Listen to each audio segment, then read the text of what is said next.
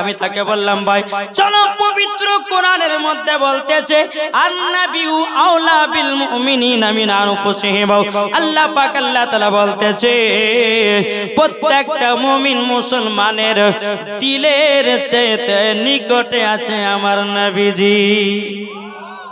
প্রত্যেকটা মুমিনের দিলের নিকটে, দিলের থেকেও নিকটে আমার নবী মুস্তাফা আছে। তাইলে বলো আল্লাহর কোরআন যদি বলে প্রত্যেকটা মুমিনের দিলের থেকেও আমার নবী নিকটে আছে, নবীর প্রতি সালাম পড়লে শুনতে পাবে না পাবে না? নবীর প্রতি দুরূদ পড়লে শুনতে পাবে না পাবে না? তো বাবাজি এরা বলছে যে আপনাদেরকে পারা যায় না, যান হুজুর আপনি চলে যান।